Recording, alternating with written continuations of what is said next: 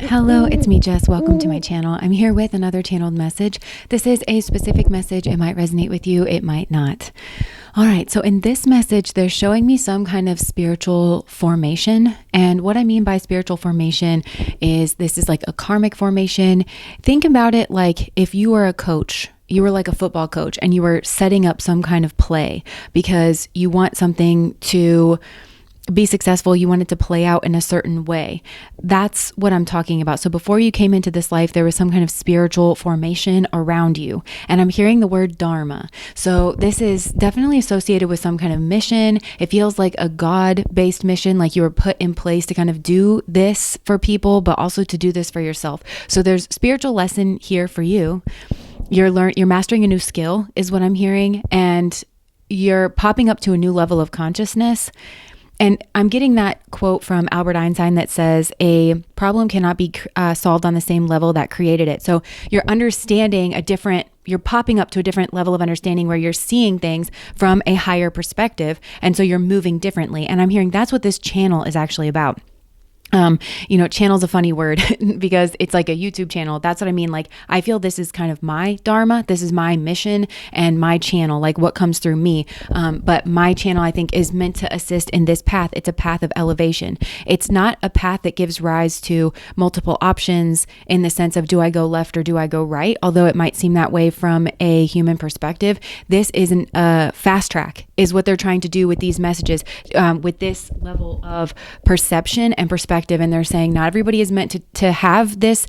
Not everybody's ready to take this next step. And certainly not everybody's ready to elevate at like a speed with it. But that's what they're telling me. And they're saying it's because I did this first. And I hate to toot my own horn. I really do. But I'm kind of getting that I elevated earlier on, or I've elevated quickly in a way that they, I think being my spirit guides, didn't expect me to. And it created this pathway for me.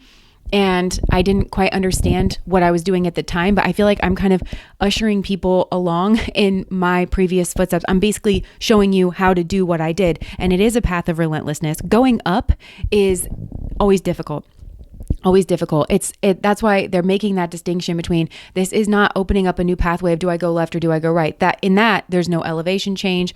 You don't have to, it's not going to feel as extreme. And so with these messages, it might feel like a breaking down. It might feel painful. It might feel because you have to let go of this baggage. You have to kind of break the solidity, the calcification of the old mindset. And this very much has to do with self-image is what I'm hearing, and like self and you keeping certain relationships, the dance is what I'm hearing. You keeping the dance of certain relationships in place because you felt like it was the right thing to do, or you felt like it was the spiritual thing to do. Because they're showing me the 7 of Wands in regards of that. And that's the energy that I feel like you are practicing, how to be in your 7 of Wands. And I'm seeing a card from one of my decks where it's like this samurai energy who is up on the hill, having that elevated position. I think some of you are being asked to own the elevated position. You're, I think, too Libran, and that's a message I get a lot on the channel where because somebody else, I don't know, it's like, well, I need to see their side of it, but their side is beneath you, to be honest. Like that's what I'm honestly getting. And I think that's a situation where you're uncomfortable. You don't know how to handle yourself in a situation where you have the higher perspective, and the higher perspective, shouldn't fold itself around the lower perspective or something that's missing pieces or is not true. And you're learning how to do that, and you're learning how to protect your boundaries. I think some of you are learning how to have boundaries just in general, especially in certain relationships where maybe you were taught, trained, programmed that you shouldn't have any boundaries, that it was potentially wrong because this is family or that's your relationship, or, so you're supposed to be. Intimacy means not having boundaries, and I think you're learning that is unsustainable. It doesn't work in some way. And you're learning that you have every right to protect yourself, but you're also learning how to do that in a balanced manner that makes you feel in alignment with your principles and virtues, because there's some level of brainwashing here, and it really is to keep you stuck, and it really is to keep you controllable. And I think you didn't realize that because it wore a face of love. So what they're showing me with this spiritual formation that I was picking up on at the beginning of this is I'm seeing the wheel of Dharma. So if you think about like a wagon wheel, it's a wheel that has, spokes in it. There's that central spoke, and there's like the spokes that kind of come in from the outside. You know what I mean? And that's what I'm seeing. I'm seeing you as that center spoke. And I'm seeing these lines to the outside of the circle being that Libran relationship with different people. And all these people are surrounding you, keeping you in a place, in a stasis. And I think these people are all Libran relationships in your life, which is the significant one-to-one relationships in your life. So you have karmas to work out in those Libran relationships. And I'm strongly seeing K2 energy now, which is of course linked to past lives. And so there's like kind of this negative karma that you're learning how to manage by everything that I just said, learning how to do the dance differently with each one of these people, because each one of these people have taken in such a way and possibly been very scheming about it, like very conniving, because K2, when somebody's like K2 dominant, it can be a person that wants to take from their partners and actually has some kind of plan to do that on some level. They want to like kind of take from the excess. And so you may have some kind of excess in your energy, in money, in personality, in abundance. And so they want to kind of siphon off of your energy. They want to be seen around you. It's like if you were a tree, these are people that want to be around your tree because it provides like shelter and nutrient in some way, but also they're associated with you. But this is the kind of thing that it's like taking from you, gradually over time. So you're learning how to do this dance differently with multiple people in your life. You're learning that you should be respected. You're learning that you should be accounted for. And I think these are people that have taken a position on your abuse or your mistreatment. They've taken it in a weird way, like a way that you would never take it. If the roles were reversed, you would be saying to these people, no, you should be treated fairly, because again, that Libra South Node energy, that's a person who just deeply understands fairness and balance and relationships. And so I think when everything's going fine, these are like fair weather friends. Even if these people are in your family, even if these people are like your relationship partner, they're fair weather friends, because when everything is going well and everything is going right around you, it's superficially quite pleasant. It's superficially maybe very nice. And it can give the appearance, the veneer of a Libran relationship dynamic of that it is fair. And I think these people speak the language of that, like, that they're being fair and that they're considering you, and they might use pop psychology speak and things like that. But when it comes down to the brass tacks of it, these people are not there for you, but they still try to wear that mask of being there for you. And I think it would confuse you, because you would be thinking of these people one way, that they had your best interests at heart, but they take somebody else's side. And the person whose side they take is clearly in the wrong, very selfish, and has taken some kind of, it's not just a swipe. It feels like maybe a haymaker or something like that. And they all kind of, even if they don't know each other, these people, they all sort of take each other's side in some way. And that's because your dynamics with these people have a kind of push-pull flavor dynamic. And you're supposed to become aware of that. You're supposed to kind of think, this really doesn't feel like love. This is not love. I think you're actually figuring out what love is, because I think you give love, but I don't think that you receive love for whatever reason.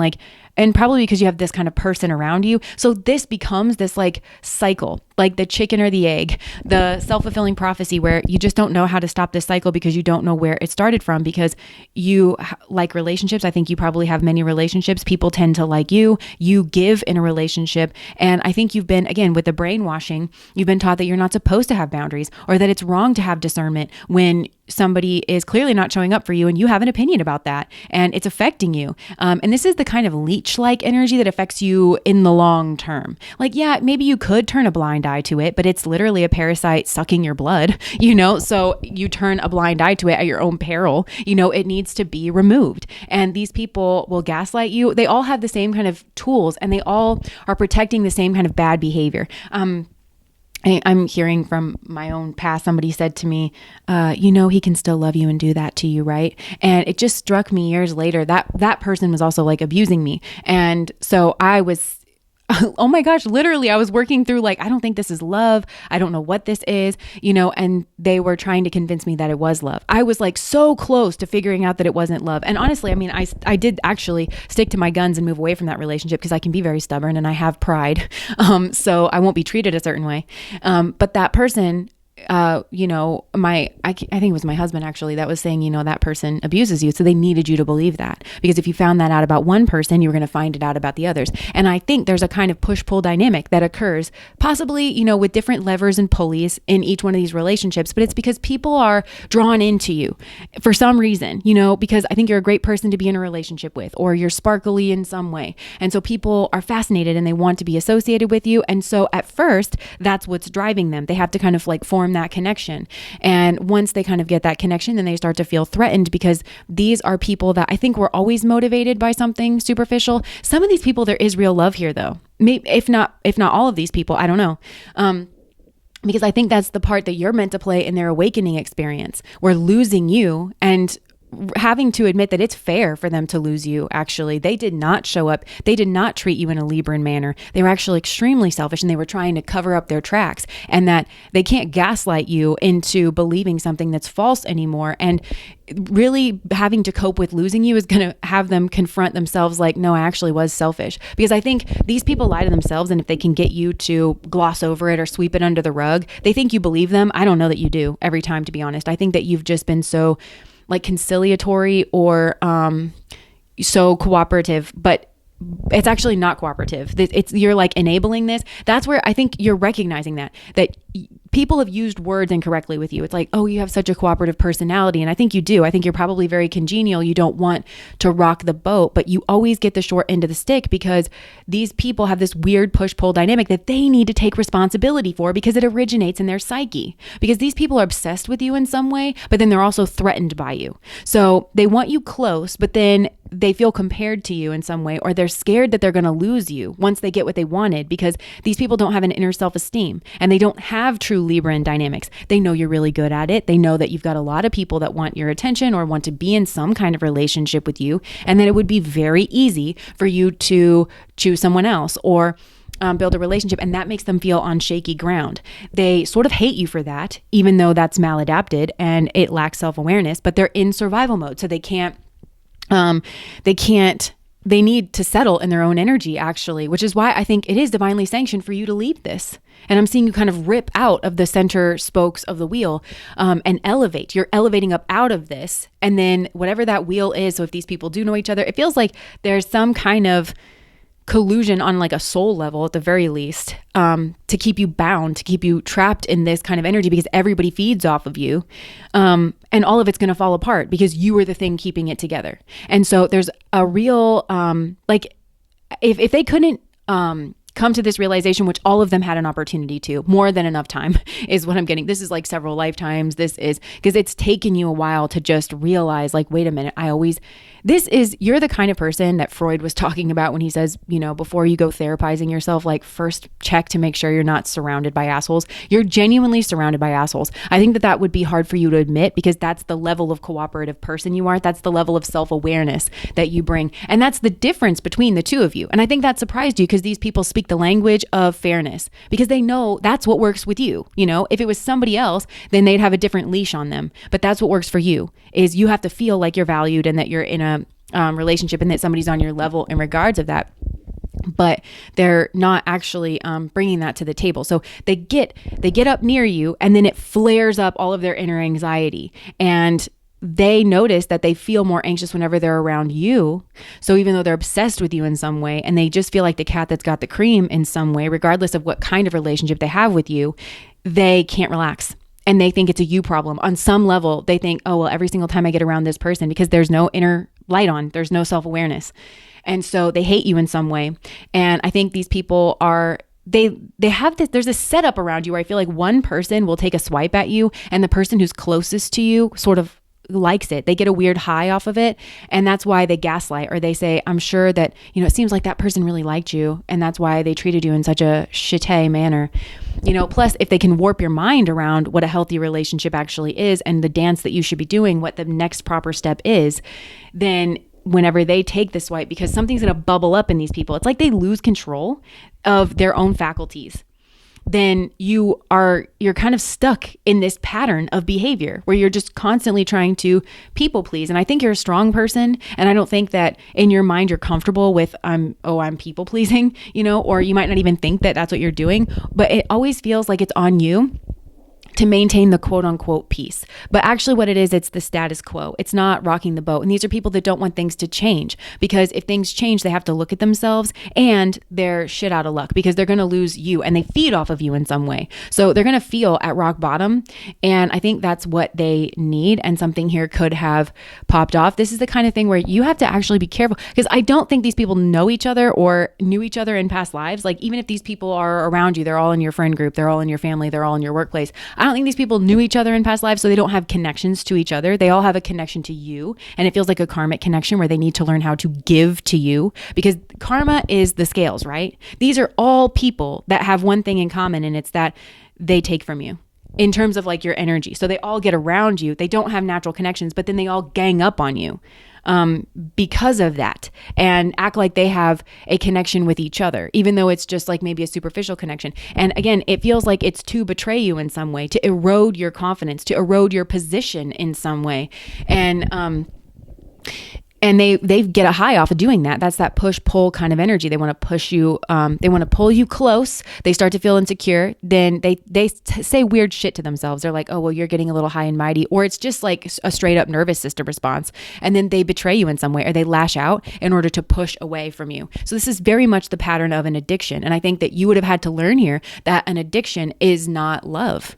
And I think some of these people, it's weird because it's like they do love you. They have the feeling of love, but there's no respect in it. Like, it's not high quality love. It's like this feeling that they want to be able to honor, but these people have no Libra. I think that they've skated by on this superficial role play for a long period of time. This is probably, I think they watch you, these people, and I think they learn what it looks like and they mimic it, like in their relationships in some way. And they may have other people that they do this to as well. So they know how to veneer. They know how to wear a mask. And I don't think these people are particularly malintended. I think they're weak. I think they're insecure. I think they, because of all of that, they're constantly in a survival mode, which doesn't give them any extra energy to be self-aware, to look at themselves in the mirror, to make those adjustments, to hold themselves accountable.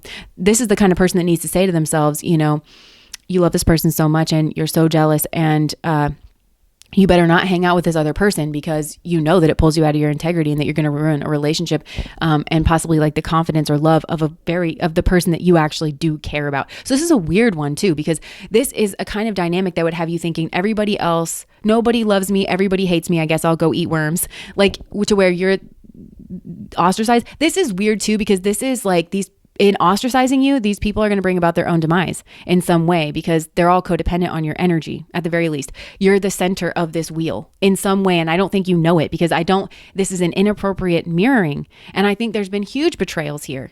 It's all kinds, but I think the big betrayals, it's what it shines a light that there's been little betrayals all along. These people have never taken your side. These people have never poured into you, unless it was convenient for them, or unless, I think for some of you, it's like when you're really down and out, maybe these people will show up for you because they don't feel threatened by you then, and they think that you're going to owe them, or something here like that. But it's not based on true love. This is not the way that people who are genuinely able to honor their love. And all of this is control, is I think what you're meant to learn. This is control. And the thing that they're trying to control most of all is their inner world, their inner emotions, the way that they feel about themselves. And it's so unfair and it's so rotten that they try to do that by fucking with other people's mental, like your mental health. This is the guy that tries to get you to compete over him with other women and get you comparing yourself and thinking of yourself unfavorably. And it just erodes you so much over time, but he benefits from it. And whoever he brings in is going to benefit, because I think you're great. And these people get to see themselves on the level, and they think that in no other arena would these people be compared to you, except through this man who feels insecure.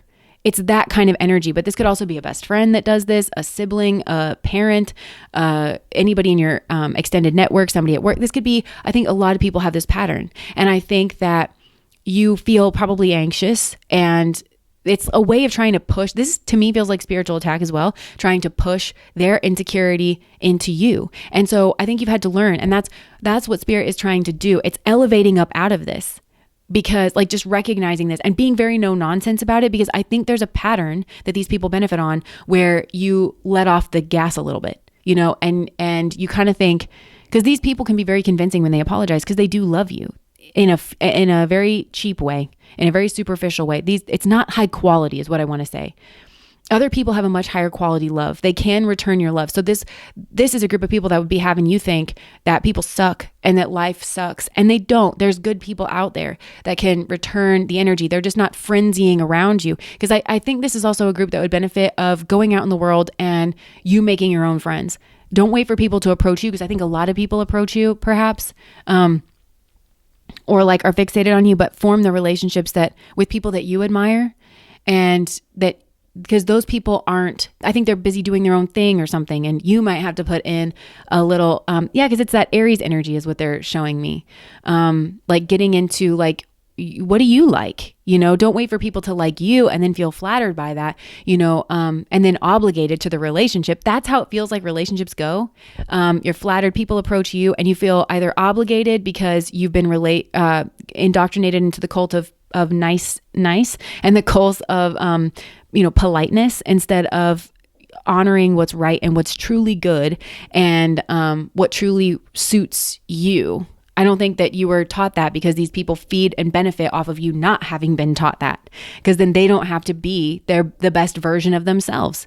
And so these are all karmic relationships. And this sucks though, because it's 100% these people. And it feels like there's like maybe 7 of them, or there's multiple of these people, but they're all in one-to-one relationships with you. And they all are surrounding you in this life because you are a healthy mirror to these people. They're a mirror back to you.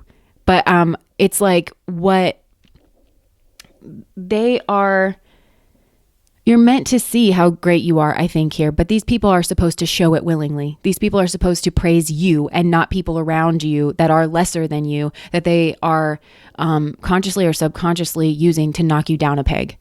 They need to not do that. And they need to figure out how not to do that on their own. They need to recognize that it's inappropriate. They need to recognize the truth or honor the truth, because a lot of them do know that.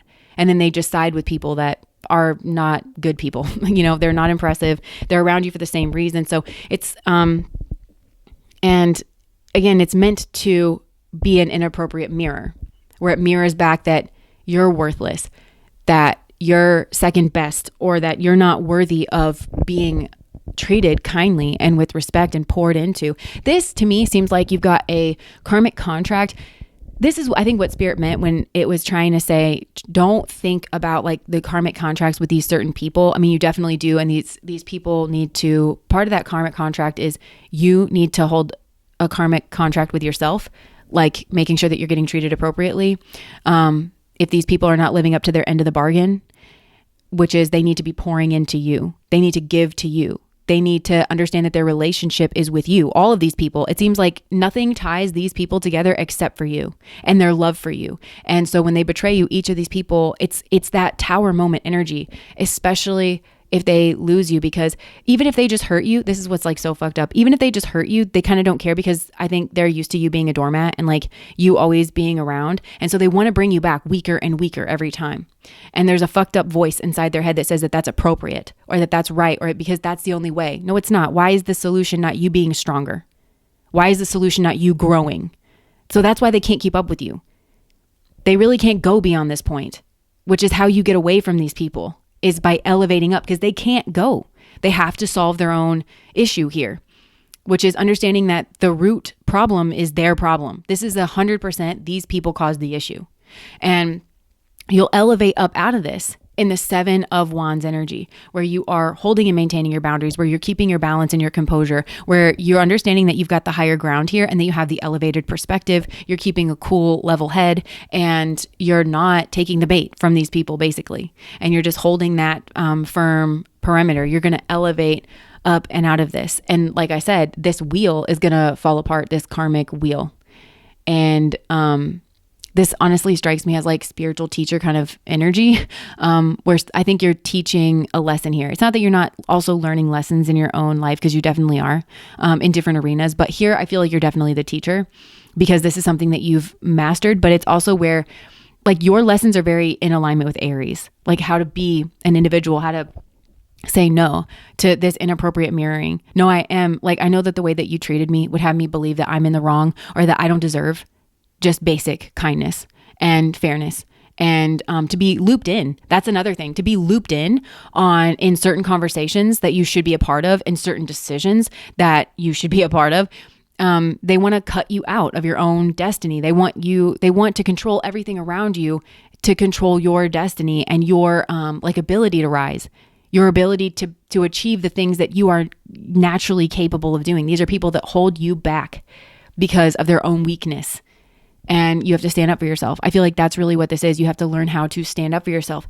And in doing that, You're going to elevate to a different level of consciousness where you're going to be connecting with people on a different level. Maybe even being alone for a while. And that is all well and good. And I feel like it's your dharma actually to do that. I just heard spiritual expediency. That's what I feel like this is about. Spirit is saying this is a fast track, and that there is a dharma here, that there's been some kind of dharma is like rising to meet each moment. And I think that you've started doing that. And this channel is about kind of keeping that drum beat for you, because you're surrounded by people who say something different, who hold something different. And so it's like building this inner voice within you, which takes repetition. It takes, constantly feeding that new, I can't remember these stats, but as soon as you start learning something new, your brain creates like so many new neural pathways. But if you don't keep running those neural pathways, then it kind of like falls by the wayside, and you can fall back into that old patterning. So I think that's what we're all meant to do for each other, is just be that drum beat, encourage each other onwards, keep holding each other's hands. It's like connecting to this group, I think, is connecting with that higher energy, people who can pour into you, people who want you to succeed, people who want to do their own thing. They want you to do your own thing too. And it's not this push-pull dynamic, which is a very addicting dynamic. But I mean, it would also have you think that you're doing things wrong when you're not. And that's these people's game. It's literally, I'm hearing like one trick pony. That's kind of all of it. That's the long and short of whatever fucked up thing, and it would be fucked up, and it would be like unjust. Whatever fucked up thing that these people have done and then covered for each other, because there's a culture of that around you that you don't understand. And I think it's because you're outnumbered. And I just heard that song from Dermot Kelly, Outnumbered. I love that song so much. It's like, and on the nights you feel outnumbered, just know that I'm out there somewhere. So I feel like you're trying to elevate, you're trying to connect with high level soulmates. On the nights you feel outnumbered, know that I'm out there somewhere. And also think the same thing about us here, like in the Chaos Coven. Whenever you feel outnumbered, all of us get it. All of us understand. All of us have been through something similar, and we get you. We hear your heartbeat. We're all trying to do this together. So just know that we're out here somewhere, and that you don't deserve to be treated like this. You do not. And there is no excuse for it. This is, and I imagine these people, at least with you, I mean, you could probably think like, oh my God, am I just surrounded by narcissists? And I don't think all these people are narcissistic. I think that they're in survival mode when it comes to you, because they're insecure and they want you, and they at the same time don't, or they want you, but then they also want the top spot in some way. They want to distinguish themselves. They want you, but they haven't done the work. They haven't come up through the root. So their only choice is to try to topple you in some way. They want to get up close to you, and then they're kind of observing you, and then they want to wear your skin. This is the kind of person who wants to wear your skin, and probably would betray you, would pull the rug out from under you, and then all these people would rush to defend that person. Gross, gross to these people. And I think you're done with it. I think that I'm seeing Shiva actually. There's strong spiritual guidance. Now, Shiva for me is God energy, to be honest. Like that's straight up Godhead energy. So this is big, big spiritual energy, but Shiva also rules over death, destruction, transformation. And so spirit, I see Shiva like, guiding you onward and answering your prayers. So prayer is big now. Meditation is big now. But I also feel prayer in particular, because this is a group that I think listens to spirit really well. Like you just listen really well, and you're balancing it out through prayer, which prayer is talking to God. Meditation is listening. The people around you need to meditate for sure. Like they need to genuinely learn how to meditate. And I'm not talking about technique. I'm talking about learn how to fucking listen to anything outside of that fucked up voice in your head that tells you to ruin everything and to treat people like shit. They need to overcome that. That's their dharma. That's their karma. And I honestly think they need the healing crisis of losing you, and so that they have to face that it was not fair. The situation that they put you in, and that possibly more than one of these people supported another fucked up person. Like they have to recognize this is not a way to treat people. It's just not. And they need to hold their own feet to the fire. That's what they need to learn how to do. It's a lesson in self-awareness. It's a lesson in self-accountability where they can't squirm away from it. Spirit's not letting them, but these people can't let themselves. They have to learn for themselves the fruit of that and get addicted to that instead of getting addicted to running away from their problems, is what I just heard. Because they just benefit from it. And so it's like they just chase dopamine hit, where they fuck shit up, and then when they think they got away with it, because that's what it is. When they think that you bought their bullshit, their version of it, and that you did the thing that they said, like that's when they feel relaxed. They don't feel remorse.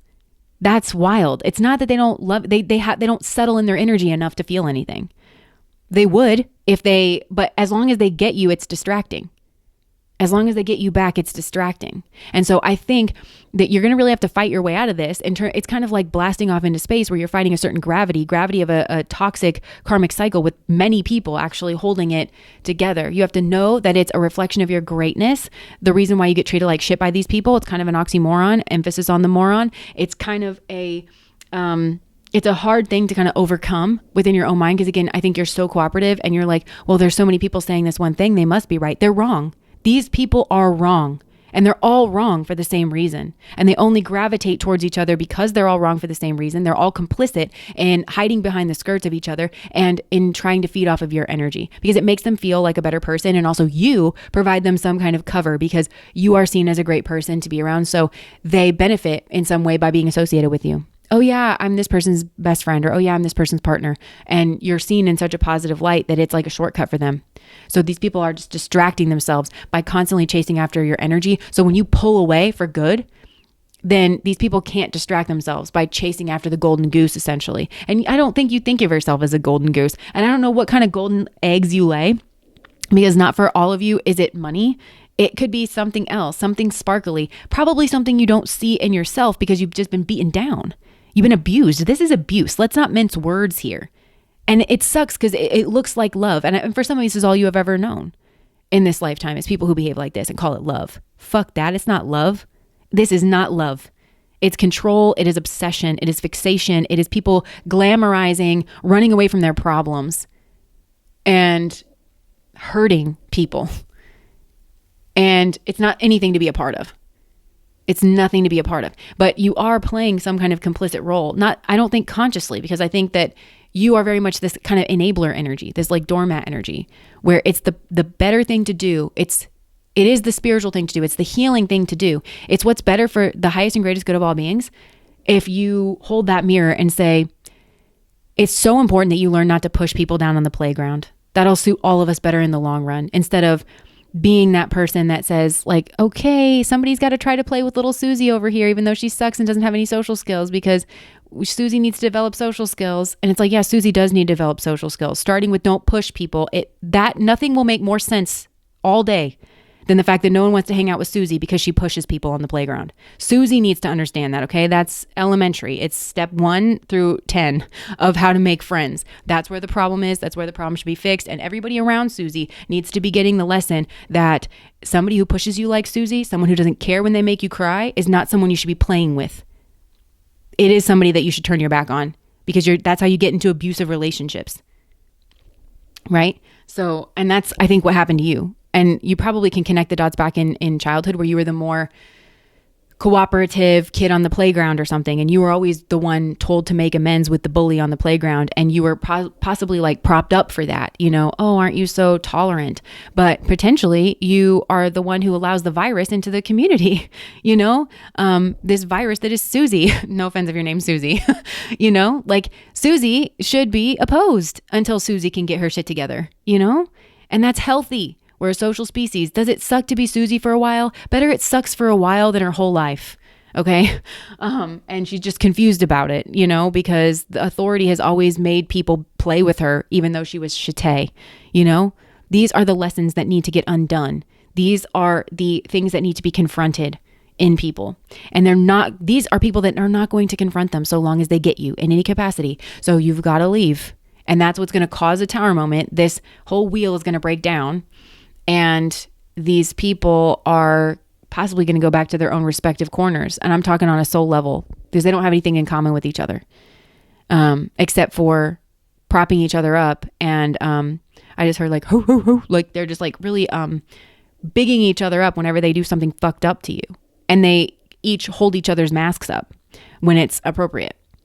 And I just think these people are insecure and weak, and they don't have any Libra, not true Libra. They have veneer of Libra. That's not the same thing. And that's what they're meant to learn from you.